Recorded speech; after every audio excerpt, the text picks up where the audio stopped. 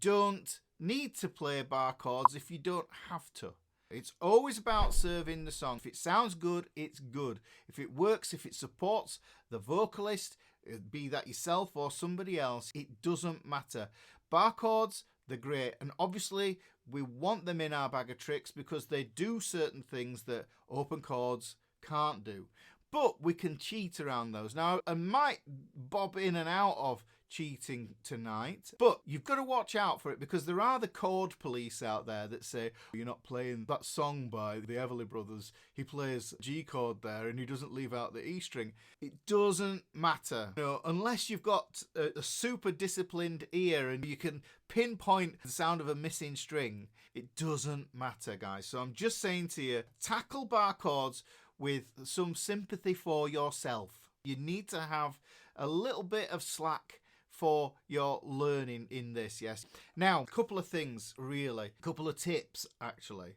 It's a capo. That's what a bar chord is. So when we look at it as guitar, it's this bit here. You've got to frame the whole idea of a bar chord as being the same as this plastic or bone bit that you have in the neck of your guitar, the head nut, because that's all it is. You're using a finger to act as a head nut, but the head nut is movable, much like a capo. Now, this is the wrong capo because my other capo's over there. Yeah, but this is a funky capo. It doesn't go all the way across. It should do, really. I should have one that does that all the way across. But really, we want to just get that finger there. Now, when we put the bar on, essentially what it does is it negates anything behind it. This part of the guitar becomes useless unless you can find some musical reasoning for that noise behind there. So really, it's just about blocking that off and becoming a head nut. That's the whole point of bar chords. Really, it enables us to change and move our shapes around. If you are enjoying my lessons here on YouTube, you might consider supporting my work on the channel and purchasing my ultimate guitar lesson book, which has got 80 lessons that are here on my YouTube channel. Let's get back to the video. If we look at the 5 cowboy chords that we have, yes, and I'll play through them slowly. We've got a C chord, yeah. We've got an A chord, we've got a G chord, we've got an E chord, and we've got a D chord. Now, by rights, you should be able to play any of those chords with a bar, okay? But the 2 most common shapes that we end up using are the E shape and the A shape, because those guys convert into minor shapes super easy, okay? Also, they turn into 7ths and minor 7ths and major 7ths and all sorts of wonderful sounds like that. Barring, you should be able to use, there's another shape there. I'm on an E flat and I'm playing a C shape there. So this is just demonstrating that these bar chords, what they basically do is they transpose. Trans means move, pose means position. They move the shapes and therefore they change the notes underneath in the chord. Funnily enough, the intervals stay the same. Now, top tip, the action and the thickness of the strings on a guitar. This acoustic here, this is my Dreadnought Sigma. This guy has got 12s on. This is 12 gauge strings. Those strings are quite thick. And those are phosphor bronze as well, by the way. On this electric here, I've got nickel steel and these are 9s. So these strings are significantly thinner, which means that the action on an electric guitar is very often very much lower towards the working part of the frets. Yeah, so the strings are a lot closer to the fret wires, which means it's easier to press down. On an acoustic, generally, it's a little bit thicker. Walloping my guitars here. So 2 ways of looking at it, bar chords. If you want to build strength and stamina, get an acoustic. But if you want to start playing and you're struggling and you're fed up of struggling, go electric. Once you've got it nailed on electric, you'll find it's very much easier to just jump back on the acoustic. It'll take a little bit of work to get the muscles strong enough, but your hands will already be trained to know where they're supposed to go, especially with the method I'm going to show you, my 3-step process for bar chords. Now, worth knowing, the distance that that string is from the fret wires is critical for speed of pressing down, because the closer the string is, the faster it is to press, the faster it is to release. But it also means it's going to put less tension on your hand as well. It's going to be strenuous if you've got a high action. Now, I will say, this is my Martin. It's a DCX1E. When I got this, it was awful. It was absolutely awful. The action was super high on it, and you couldn't play a thing on it. I got a setup on it, and it made all the difference. And I just said to my luthier friend, I said, dude, can you make it so that I can shred on it? Yeah, because I was doing those kinds of things. And he said, all right, do you want it that low? I said, yeah, do it that low. And he set it really low, and it was the same action high as an electric. And I really, really enjoyed that. The only thing about acoustics is I think they're a bit more temperamental towards heat, so the neck will warp, and it will slightly shift in the concave and convex nature of the neck there. So you might feel that it gets a bit different if you're playing it in different environments. There are pros and cons between using an acoustic with 12s or an electric with 9s. The basic thing is to avoid frustration and make progress. Now, another thing, and this is why I had to get the capo, is because when we learn bar chords, it's usually from necessity of playing the F chord. This is where the F chord is, right? Now, if you just use the finger of your picking hand, and you just press on the strings at the 12th fret and look at the tension that you have to press down there, and you find it's really, really easy, okay? And you do it as you go further down the neck, keep going down the neck, and then you get to the 1st fret and you'll feel the tension all of a sudden. It becomes really tense down here. When you learn the F chord, your finger, this bar idea, this new idea, is right over that tension spot there. All those notes there are going to be harder to press down because of this finger being on the 1st fret. So that's where all the tension is, okay? And that makes sense because that's where the string's popping out over that head note. So how do we counter that? So I'm going to put that up here, and I'm going to try it here where the tension is less. Now, you do create some tension by putting the capo on, but then it means I can play this here. It's a lot closer to my body as well. If the chord is all the way out there, look at how far away my hand is from my body. Whereas if I learn to play it here, it feels great. Now, if you're a beginner, chances are you're not going to be playing anything fancy schmancy. Yeah, you're still going to be playing cowboy chords. So just make the guitar shorter by using a capo. That's all it does. Find out what works for you. Where does it feel better? It might be the 4th fret. I quite like the 4th fret myself to play the key of C when it stays in tune. Now that's the only trouble with it, with the capo on the electric. It can be a little bit eager at pushing those strings in. But look, so I can happily here play the chords in the key of C major. Now, that brings me on to another topic.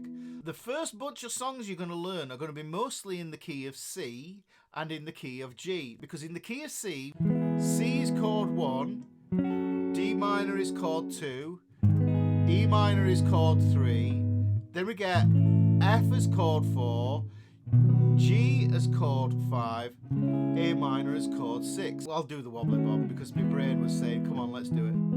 So the C is chord, we've played 6 chords. 5 of them were open cowboy chords, and only 1 of them was a bar chord. And I think that's super, super cool because it means that you can tap into songs, because remember, most songs use 3 or 4 chords, and those 3 or 4 chords are going to be from the same key. It really is that simple. So you'll probably find that it'll be something like C, F, G, A minor. You know, those sort of chord progressions. Now, there is another key that we can use, and this is another guitar-friendly key, and that's the key of G. So look at this. We've got a G chord. We've got an A minor chord, which is chord 2. Yes, we've got a B minor chord, which is chord 3. Now, if you look, that's a bar chord, okay? Chord 4 is C, cowboy chord. Chord 5 is D, cowboy chord. Chord 6 is E minor. and that's a cowboy chord as well. So yet again, we have another key, and I have done lessons on those cheats, but what we're focusing on today is getting these bar chords down. So I would suggest playing those chords from those keys. So C, D minor, E minor, F, G, A minor, B diminished, C. So B half diminished, if we're going to be technical about it. But then G major, G, A minor, B minor, bar chord, C, D, E minor, F sharp, minor 7 flat 5 as well. This is a little cheat. This is a golden nugget. I'm going to show you the secret to using a capo. Because remember, the bar for a bar chord is a capo. That's what we're doing here as well. So far, I've shown you the two keys. The reason that these are the two most important keys is because you can play in every key using just those two keys and a capo. Here's how it works. If I play the C chords, yes, so if I go through those and I'm looking at this, I go C, D minor, E minor, F, bar chord, G, A minor, B diminished. Okay, great. Now what happens is when I transpose using this capo, when I shift the capo up, now I've changed the key. If I play exactly the same shapes, the pitch has changed. But how do you know which key you're in? So look, there's C shape, D minor, E minor, F, bar chord, G, A minor, B diminished, C. Those aren't the chords though, guys, because what we've done is we've changed the pitch. And how we find the pitch is from the first chord that we played, the tonic, the C major chord. If we look at that and we target this third finger here, okay? That finger there, whatever that note is, that is your key. That's your tonic. And the way I'd look at this is, I'm not going to look at it as the key of C sharp because that's got 7 sharps. We don't want to be getting into that territory. What we want to do is we want to take it down. We're going to go think D flat. So this is the key of D flat. Okay? And by moving this shape up, I've moved it up here now, and I'm just moving it up 1 fret here. We get C. Okay?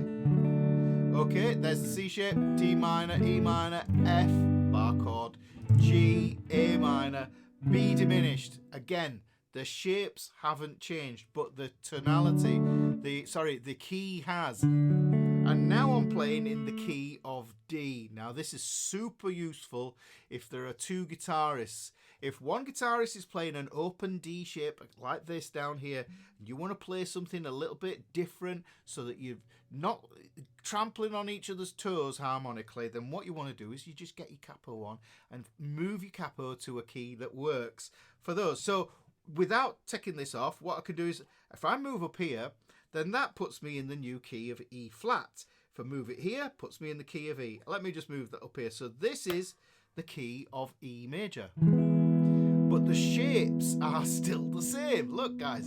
C, D minor, E minor, F, bar chord, G, A minor, B diminished. Shapes. We're thinking of them from their origin of being from the key of C, but the reality is the notes are changing because we're changing the frets. Does this make sense? Okay, so we put that there and then back there. So that is the key of E. Now, there are limitations on this key. As I come up here, and I kind of get to round about the 7th fret, and I think you've kind of exhausted the cowboy chords. So if we look here, now I'm in the key of G here, guys. Look, because this is a G note here. If I get my C shape here, and I put this 3rd finger on there, look. Okay, really, these are bar chords because the bar is the same as the capo. So there, C, D minor, E minor, F, bar chord, G, A minor, B diminished, but that is all in the key of G. Now, that's given us 1, 2, 3, 4, 5, 6, and I'd say probably 7 keys. Yeah, 8 keys we could look at it as, yeah, with the capo on there, but some crossover. But I told you there were 2 keys, yeah, so this is a long golden nugget. We had the key of G, didn't we? Yeah, so if we take the key of G, then we look at the chords that we had in key of G. This is chord 1 is G, chord 2 is A minor, chord 3 is B minor bar chord, chord 4 is C shape, is a C shape there, C, chord 5 is D, okay, then we have chord 6 which is E minor, and then we get F sharp minor 7 flat 5 as that chord 7. So we've got the key of C shaped chords, but then we've also got this new start here, and we're going to use the G key shapes, yes? So when I put this capo on now, I'm going to use my chords from a key of G now. This is chord 1, but the sound that I'm hitting here is out of tune. This one here is, well, you would think maybe it's G sharp, but it isn't. It's actually A flat. So we've got the key of A flat there. We will play chord 1, okay? Chord 2, chord 3, which is the B minor shape bar chord. Yeah, so we've got a C shape, we've got a D shape, an E shape, and then we've got this minor 7 flat 5. We're using exactly the same 7 shapes that we played when we played open G. And now by moving that up, we can change key. So here, this is the key of A. I've capoed at the 2nd fret there. Yeah, so now I've got my G chord there. That's chord 1, chord 2. Yeah, so we've got chord 2, chord 3, B minor shape there. Okay, so we've got B minor there.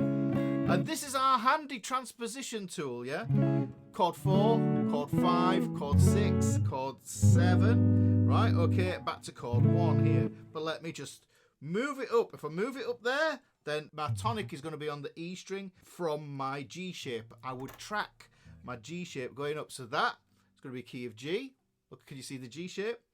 This is going to be a key of A flat. If I move it to the 5th fret, that's going to be the key of A. Put it here, that's B flat. Put it on the 7th fret, that's going to be for the key of B. Move it to the 8th fret there, that's going to be for the key of C.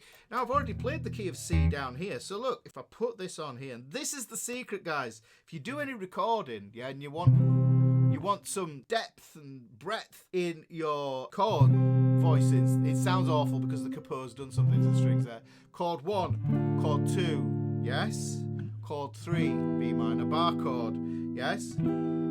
Chord 4, chord 5, chord 6, chord 7 again. So this is all in the key of C. So if you could put a capo on and played the G key chords, then somebody's playing down here, playing the C chords, they're gonna match, guys. They're gonna match. So here's what we're gonna do. We look at the C here. C, D flat, D. Yeah, so that's 3 keys so far. E flat, E, F. 1, 2, 3, 4, 5, 6, 7, 8. You can go further up and explore them, but when it starts to get up here, the capo doesn't want to fit. Your fingering gets really tight. It's really hard to hold the chords down. In fact, you might find it harder to hold chords when you're in the dusty end of the neck than it is down here where the frets are actually wider. You kind of think to yourself there is a disadvantage to playing with the wider frets, but sometimes you move higher up the neck and try to get your shapes, and it's trickier because you just got to pack everything into a small space, especially if you've got stumpy sausages. So we've got G here, 1, 2, 3, 4, 5, 6, and I went to there 7, and I can take it to D here. So really I'm just thinking from the 3rd fret to the 10th fret, those are keys that I can have using the chords from the key of G. Then if I move it over to the A string, then I could use the C key shapes here. Let's add them up. 1, 2, 3, 4, 5, 6, 7, 8, 9, 10, 11, 12, 13, 14, 15, 16. So we're going to get repeated keys. This is going to be the key of D. If I play that there, that's the key of D. So it will give you multiple ways to play in all 12 keys. But the beautiful thing is, the reason this is important is that if I capo at the 2nd fret and play songs,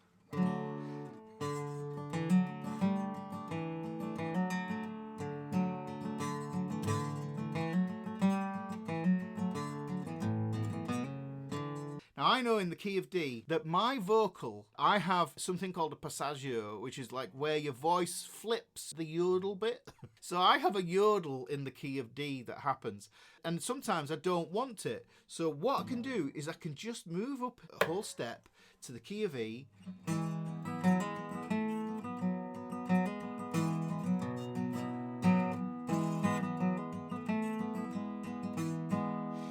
And now what I've done is I've transposed to a key that suits my voice. This is what the capo is really all about, and bar chords for that matter. Let me just kind of offer that idea up here. I could play there any key. Let's look at the key of B flat. Now I did that using the capo, using the G shapes, the key of G shapes here. Yeah, it's out of tune. There you go. There are my chords, my cowboy chords and one bar chord. But what I can also do is get rid of this, and this is back to where we started. Now what I can do, I can play them all as bar chords. There's no open chord version of that. There's no cowboy chord of that. Right? E flat, there's no cowboy chord version of that. The F, it's a bar chord just further down. Okay? Then we've got this G minor. Okay, it's a bar chord. There is a funky shape for that as well.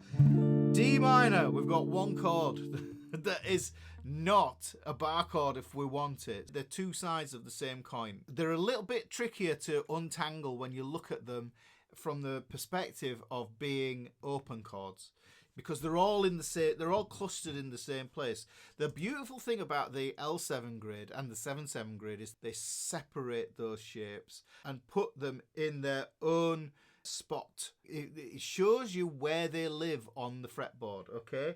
And that's the thing, it's knowing where things live on the fretboard and where your fingers are going to go, because that way you are planning your chord journey. When you're playing your chords, you've got to know where you're going. It makes sense to understand the territory that you are playing on. Like I say, this C, D minor, minor, A minor, B diminished. That's all in the same ballpark. It's in the first three frets, but I don't have to play it like that. I just don't. So I can play those chords in a few different places, okay? You listen to a song on the radio and you go, do you know what? I've always loved this song. I want to learn it. And then you go and learn it, and then you look at the key signature and the chords, and it goes, oh, it's in the key of B flat, or it's in the key of A flat. This is your way around it, guys. You use the capo. You use bar chords. What I did with the capo there, I just showed you how to shift the keys. The guitar is a transposable instrument. Everything is transposable. There are only so many patterns that you need to learn to unlock the keys. And then once you understand one key, then you look at another key, you'll start to see the similarities. This is what you've got to do. You're not hitting that wall where you go, this song is in A flat, I can't play it. And then you get that disappointed feeling that you've failed somehow. And you're like, oh, I'm not good enough to play that. And then that puts the doubt in your mind that you're getting anywhere, and you start to doubt your progress, and you undermine your own practice routine. And then it's 3 days since you practiced. And then it's another 4 days since you practiced half-heartedly. And then next thing you know, the guitar's gathering dust in the corner and your dream has died. I'm sorry to be as dramatic as that, but that's exactly what happens, guys. How do we keep the dream alive of playing guitar? It's understanding where the keys are. If I was dropping in on a jam session with some buddies and they were playing something, my first thing would be, what key are we in? That would be my first question. And if they didn't know, I'd find out. There are ways to find the key quickly. And then once I understand what key I'm in, then all the shapes fall in place beautifully. You have framework and framework and framework all superimposing over the top of each other, and you know where everything is, and you know how to jump from one idea to another idea. But the whole thing about being able to change key, like I say, is the tessitura, the comfortable range for the singer. The comfortable range is generally going to be around where your speaking voice is. If you find that when you're trying to sing, everything is up here and you're trying to sing here, that's probably not the best place to do it. Do it where your voice is, where you talk. If you spend all day talking in your job or something like that, you talk a lot, you'll notice that you won't get fatigued. And if you sing near where your speaking voice is, then you will not feel as much fatigue. That's the way it works, okay? That was the nugget. That was the tangent that I didn't know I was going to go off on. But there you go, guys. That's how you use a capo. It is a transposition tool. It is the ultimate cheat guide to all 12 keys. And the majors and the minors are all locked up in it as well. The only problem with this is when you put it on, your dots don't move with it. So you've got to re-visualise where your dots are, which can be tricky. Right, what I want you to understand is how your hand works isn't the way that my hand works. It isn't the way that Jimi Hendrix's hand works. Everybody's hands are different. There is no cookie cutter way to come at this, but what I want to do is I want to show you how I came to understand the thing that I'm going to show you. You've got to believe it, because if you don't, then you'll keep on trying to play your bar chords by putting your index finger on first, which is what most people teach. I strongly disagree with everybody who does it that way, because I think that it slows you down because you're not working in balance with how the machine of the hand works. And this is what the Gray's Anatomy book and the drawings showed me. So this is your hand. There's your nails, fingernails there. We have these tendons that come up each of the fingers. So I want you to understand the machine, your tendons in your fingers. Look at this. So we have a tendon that runs along each of the fingers. We have tendons that do that over there. So these tendons are called your extensor. So these are your extensors. On the other side, these are your flexors. I think of them as like strings, you know, when you tighten a string up. So the thing is, you've got a balance in the hand where you pull in that way and you pull in that way. But what happens is we have these funky things that we are calling junctura tendinum. They are made of the same stuff as the tendons, and they cross over here and they cause that sense of rigidness in your stretch here. There is another thing as well that does that, where your fingers terminate here. You've got something called sagittal bands. They keep your knuckles where they should be, okay? So you've got two things that are working against you getting a wide hand and making your hands move in this movement here. If I put my fingers here like this, it's okay, they're straight. But when I move a finger down there, there is tension in the sagittal band here. And also when I stretch wide, there is tension here in the junctura tendinum. So these are the tendons that join the extensors, and they allow or restrict your range of movement. And this is the machine that we are working with, guys. So we've got to factor it all in there. So these can be tight. The sagittal bands are easy enough to stretch out, and there's a whole bunch of exercises, and that's probably something for another lesson. But what I want you to understand is, if your fingers are struggling to move to where you want them to be, then you're going to find that this is what's going on. It's almost subconscious that when you put your hand on and you try to make a bar chord in the traditional manner, here's what happens. The traditional technique, and I'll play a G chord here, what you do is you go from this position here, you put a bar on first, you work against that sagittal band there in between the index finger and the second finger, but also you've got some stretching going out here, and to put that second finger on and then put your third and fourth finger on, and that feels completely awful, really difficult. Now here's how you bypass it. We're going to play an E shape, because this is the most common bar chord you're going to come across. This is the one that you want for your F. You can use it for a B as well. So there's your E-shaped chord. I'm going to transpose it up the neck like I did with my bar chord. I'm going to switch my fingers around, and now I'm going to take that whole E shape and I'm going to move it up to the 4th and the 5th fret there. And then look, what did I do there? I put the bar on last. The bar can actually go further than you think once that is more movable. This finger, this is what I call the scout. So really, you can see that what happens is that first finger becomes your capo or your new head nut, and I retain my E major shape there, okay? But like I say, look at this, the movement that I can get with this first finger. Look at that. I can keep my E shape on there, okay? Move that around. I could do circles with it one way, circles with it another way. And I could even try and hold 1 fret lower. You'll probably find that this will work. 1 fret lower than what a bar chord should be. Because what you'd normally do is you would put your bar on first and then try and get this finger to do what you want it to do. But you're feeling that tension in between that sagittal bands there and those tendons. But what's bizarre about it is that the easier way to do it is to tackle it with your middle finger. And I think that this makes sense, because if you look at the hand, The reason it's called your middle finger is because it's in the middle of your hand. It's where the balance comes from. That thumb looks a bit weird there. The shapes that we're going to find is we're going to use the middle finger here as a scout. So what we do, don't put the bar on first. We visualise the shape. We know what the shape is going to be. And then we put it on in a different order. And the 3-step process, we put the middle scout on first. So scout, and then the rest of the shape. Now the curious thing is, these 2 fingers here, they want to work together because it's easier when you put 2 fingers together, you get what I call a 2-finger group. That's called a 2-finger group. And you get them between each of your digits. You get 3 2-finger groups there. And they find it easier, instead of spreading, just to pull together. So if you can do that, and then you can do that, you can split them.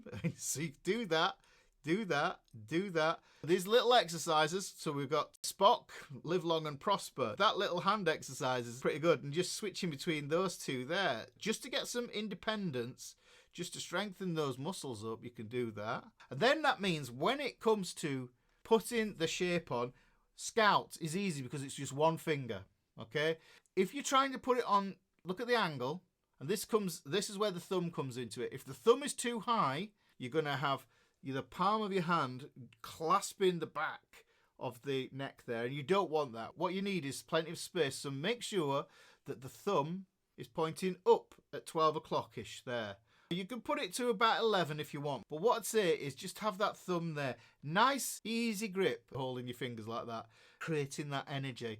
So if we get that there with the scout and the thumb, it should feel very much similar to that. And then what we do is we put these 2 fingers on as 1 finger, and that's what I mean by a 2-finger group. So we put scout on, and we put that 2-finger group on to complete the shape. So once we've got the shape on, then we put the bar all the way across there. Scout, shape, bar. Yeah.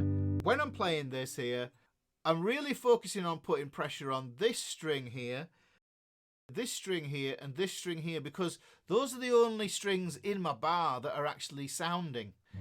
Yeah. Those ones there. Yeah. And if I was doing the Jimi Hendrix thing, I would put the thumb over the top, you see, and that's how he did it. Instead of barring across there, he probably did bar as well. So scout, shape, bar. Put the bar on last. Now, another exercise that you could do with it, if you want to just try strengthening the bar, like I did earlier on when I was saying to you about the pressure of how hard it is to hit the strings, you can put a bar on high. And I want you to notice how the bar shifts along from the flat part of the finger, and as you move further down the neck, it moves to the outside of the finger here. If you could see my finger there, it's quite rough and tough. There's calluses on this side here. So look, flat. And I'm just ringing all 6 strings out. But as I move down, what I can do is I can practice getting a sound out of each of the 6 strings that are available to me there in that bar. And if you play them randomly, it sounds like you're doing jazz. You know? Yeah, because they are kind of like a minor 11 chord. So you just play those there. Get used to that. Developing the strength that is needed to form this movement here. Now, you can strengthen that by doing the duck exercise. It's a hand exercise that you can do. This is there's some remedial exercises that you can do. You can stretch it out and just practice doing that there. I know that looks silly, but that's just all about pressing and targeting those 2 together. Those are opposing forces to each other. So wherever I want to play this E shape now, okay, I'm just moving. I'm scouting, shape, bar. Okay? When we play an E-shaped bar chord that uses all 6 strings, you might have heard it as being a 6-string bar chord or a 5-string bar chord. A 6-string bar chord is generally an E shape. We've got 3 fingers on. We've got the 5th, the root, and the 3rd. And this is why I show you this stuff, guys, because if I lower that 3rd, yeah, I get the note behind the head note, which means I don't have to play it. I get an E minor, okay? I'm very out of tune. Close enough for rock and roll. Now what we're going to do is, instead of using the index to scout, we use a 2-finger group to scout. So say I imagine I know I'm going to go and play an A minor. I know that my root note for my chord, my A minor, is going to be here, 5th fret on the E string there. So what I do is, I know it's an E minor shape, so I scout with the shape. So there, put the 2 fingers on at the same time. If you can get used to putting the 2 fingers on at the same time, what that means is you're reducing steps in the process. And every step you take out of the process means you then become more efficient at shifting and playing between chords, and therefore quicker. We put those 2 fingers on there, then reach for the bar. And that's how you get your minor chord. So if I was going to play the major, scout, shape, bar. But if it's the minor, E shape, then I would play the E minor shape, and then I would play the bar across there. Now you can get a little bit of support here from your middle finger if your bar feels a little bit isolated and you don't know what you're doing with this finger, because I have had students who try and tuck this finger behind here and like have it out here to hang a coat off. What I do is I just say, put it next to your index finger like a Kit Kat, like a 2-finger Kit Kat. Yeah, just put that on there, right, and let it help push that bar down if you struggle. Now, there is another thing that you can do with this, and I kind of think of this as, you know how bottle cap works? I'll do an awful drawing of it, right? So this is the top of a beer bottle.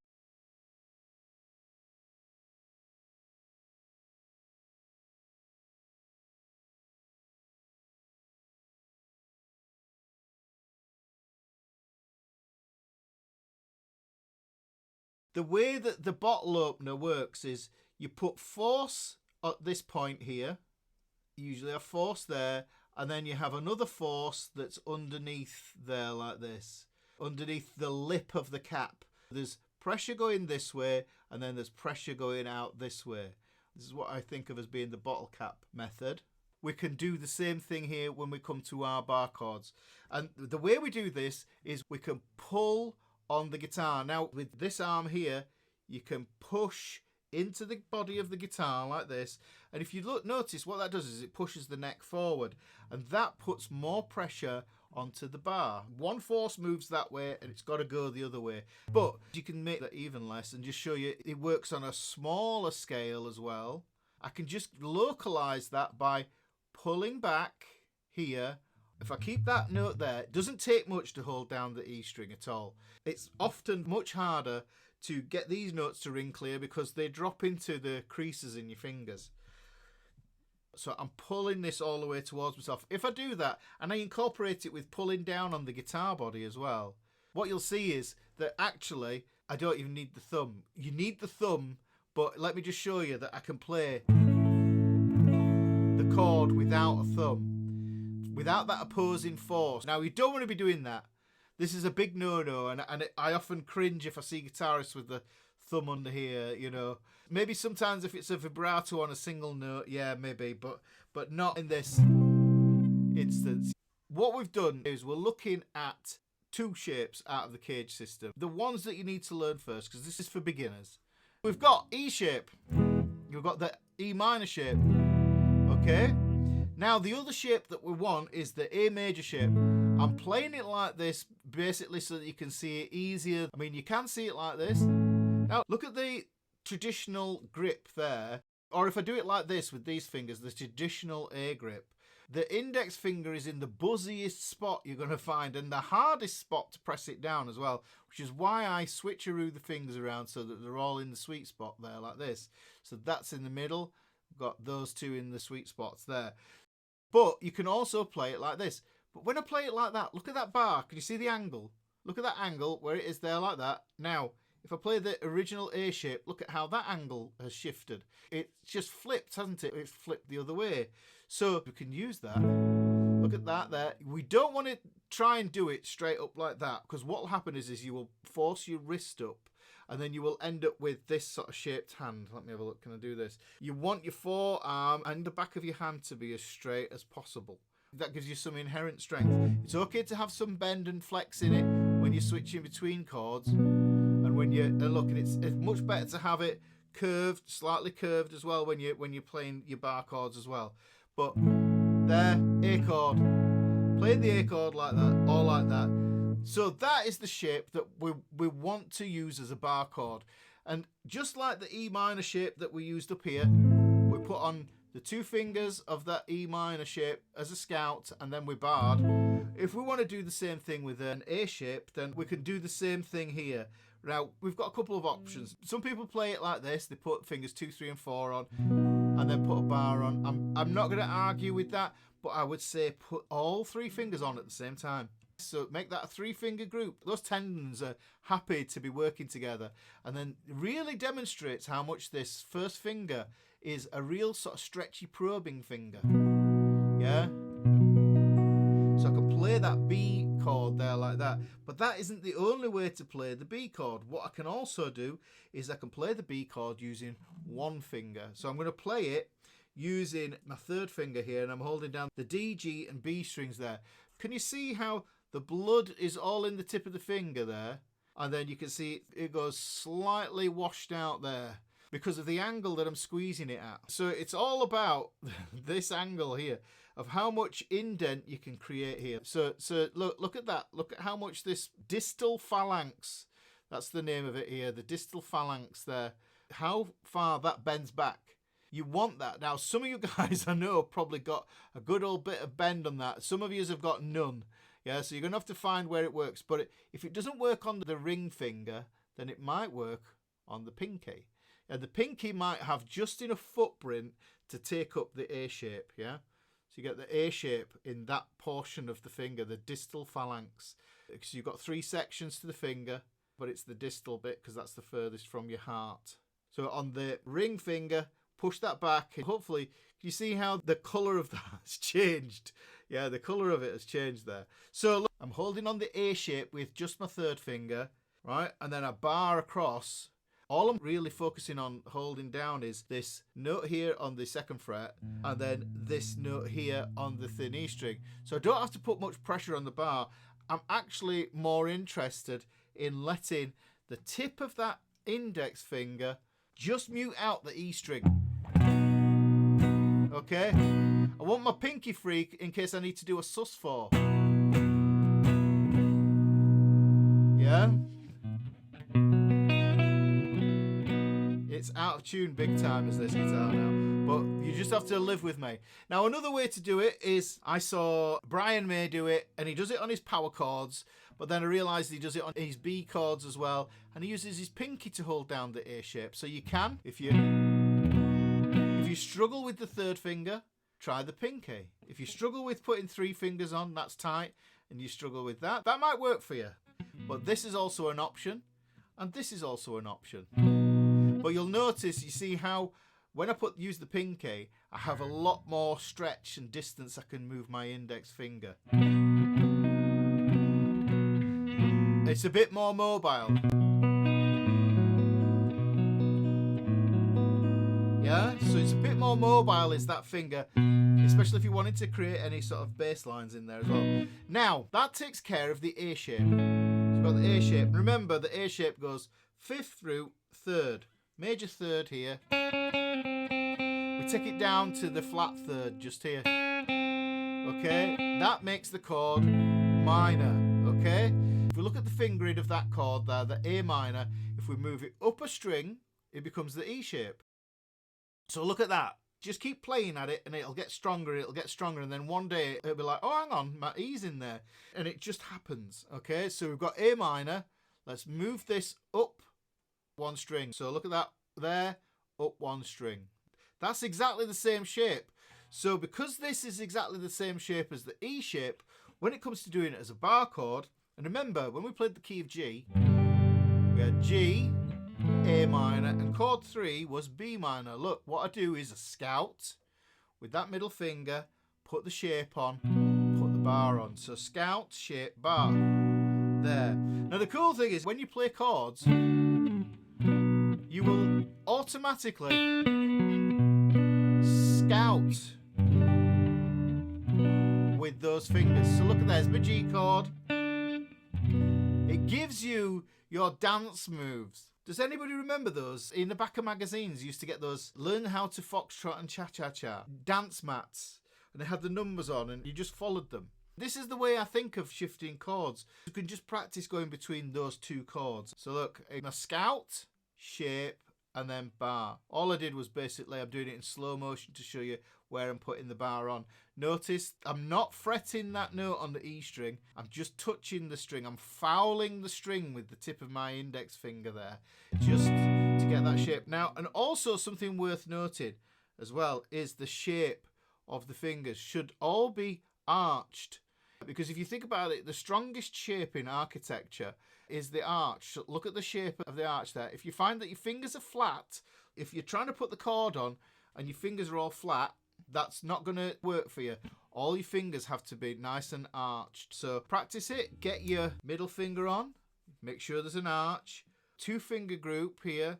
Make sure that's an arch, and then that first finger on there. And that's a loose arch there as well. You can see, but using this part of the finger here, I'm not using the flat part. If you try and use the flat part of the index finger there, yeah, you're going to end up shoving your shoulder out here, and it's just going to look awkward. So you need to be nice and relaxed here. Your arm just hanging down, nice and relaxed. But if you try and straighten that first finger out, it's going to go wrong. So you need to be on the arch there. In fact, if I take the shape off, you can see that the bar, it's kind of hanging over the fret wire a little bit there. Because the contact is being all made here, and it's not in a straight line, it's kind of on an arc like this. Now, some people have really long fingers. I've had students who've had to play chords with a hanging index finger that goes over the top. I'm fine with that, as long as you remember not to play the E string if you're doing a B minor chord. Now, I was playing that down in this position here, and like I said to you earlier on, if it's tricky, then look, play it in a position, say to yourself, right, I'm going to play a B chord. There, right, there's my scout, there's my shape, there's my bar. Okay, let's do it as a minor, B minor. Play an E minor shape, and then put the bar on. Use that second finger to help you. Underneath, I'm going to play this note here. I'm going to play an E major. I'm only using 2 fingers to do that there.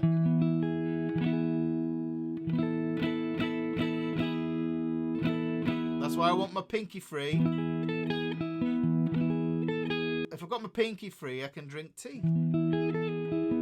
Right, now, 5th through, minor 3rd, scout, shape, bar. Put the bar on after. This is a 3-step process, scout, shape, bar. But what we really want to do is we want to get it into what I call a blended movement. And essentially what that means is the steps in the process disappear. It isn't scout, shape, bar anymore. It just becomes one movement. And that looks like this. So if I'm putting an A chord on, you see a scout in there, scout, shape, bar, really quick. Yeah? And then, even when I moved over, look, I played the A shape first, then put the bar in slightly after. Okay? Yeah, scout, shape, bar.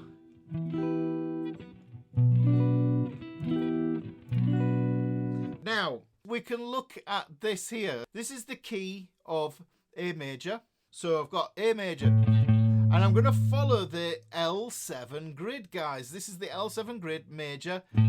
So what we've got is we've got this tonic here. And I know that any note, that any chord shape that I'm going to play on this string is going to be an E shape. Any chord that I play on the A string is going to be an A shape. The string tells me what shape I'm going to use. So this is chord 1, which is an E shape. This is chord 4, which is an A shape. This is chord 5, which is an A shape as well. And as you can see from those guys there, the colours that we have, we've got chord 1, which is our major chord here. That's our tonic, so that's our key. And then we've got chord 4 just here. And that one is major as well. Chord 5 here. Those 3 there are the majors. The blue dots that you see here, those are the minors. So those are the minor chords. Let's look at what that looks like. So here I'm going to scout, shape, bar on that E shape to get chord 1. And I'm using that to find my root note. Then I'm going to go over to that Roman numeral chord 4, IV, yes? There's my root note. 5th fret on the A string. I'm going to play my A shape first and then bar, okay? Then I'm going to move up to the 5, yeah, where the cursor is blinking now. Play the A shape first, there, and then put that on there. When I move, look, when I move between those shapes, when I move through them, I'm just taking off my index finger and sliding the A shape to get moving between the chord 4 and chord 5. Then I put the scout on shape and the bar to get to chord 1. So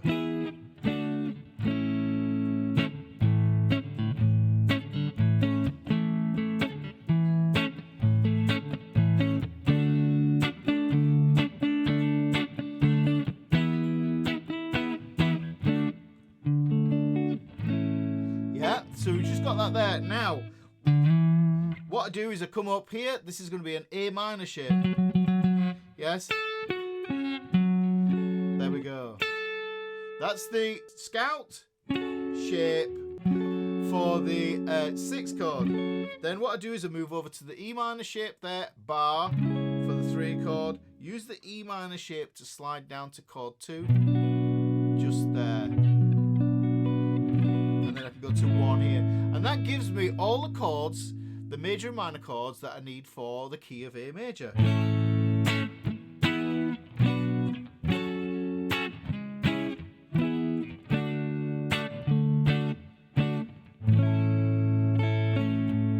So that is the whole family of those chords. Now, I'll probably include this in PDF Club, but you can see over here I've included some enharmonic spellings of that in the minor key. You've got your chords. Really, it's just about key. It's about conquering key. Because once you know what key you're in, you know you're in a comfortable range to sing. You know where everything's going to roll out. You know where your scales are going to be. You know where your chords. And remember, like I said, there's only 3 things you need to think about when it comes to pitch. Chords, scales, arpeggios. Once you know where all those 3 are, then you are golden.